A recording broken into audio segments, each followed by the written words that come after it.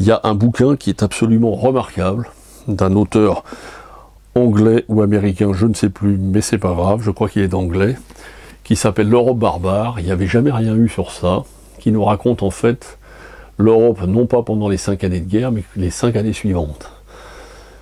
Eh ben, on va être scotché parce qu'on prend ça comme un polar, comme un film, comme un livre, on a l'impression que c'est toujours la guerre, voire pire, parce qu'il s'est passé des choses entre 1945 et 1950 dans l'Europe dont on n'a pas idée.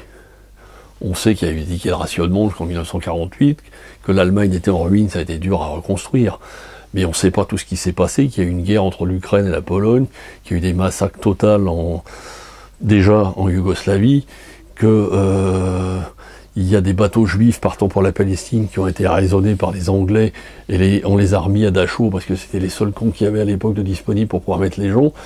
Il y a quand même des choses totalement hallucinantes dans ce livre et on n'a absolument aucune idée de ce qui s'est passé, des massacres qui sont perpétrés après-guerre, notamment en Allemagne avec... bon, c'était les perdants, c'est sûr, mais bon, ce qu'on a fait subir à la population, notamment féminine là-bas, c'est une abomination totale. C'est un bouquin dont on reste sur les genoux.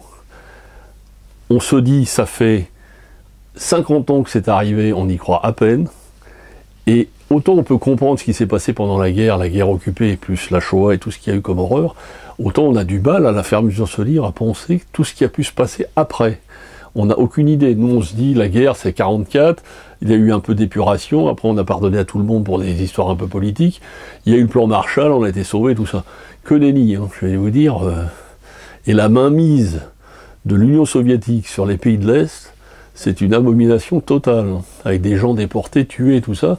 C'est-à-dire que j'ai un peu l'impression, dans ce livre, qu'on a continué des abominations les 5 années après la guerre, en faisant passer ces massacres sur le dos des Allemands, vu ce qu'ils avaient fait. On n'a pas vraiment fait la différence de ce qui a pu se passer après, on leur a mis ça sur le dos, quoi. C'est un peu l'impression que j'ai en lisant ce livre, c'est un bouquin totalement remarquable. Et alors moi, ça m'a ouvert des horizons, ça aurait peut-être pas dû m'ouvrir d'ailleurs, mais je suis sorti un peu totalement ébahi par ce bouquin. Ça s'appelle L'Europe barbare, ce qui porte bien son nom. Là, on essaie de la faire en ce moment, on est en train de la démolir, on n'y arrive pas. On ferait mieux de lire ce bouquin, je pense que ça faciliterait les rapports entre les peuples en Europe quand on se bagarre pour des histoires bassement matérialistes, de sous. Il faut jamais oublier ce qui s'est passé en Yougoslavie il y a ne serait-ce que 20 ans.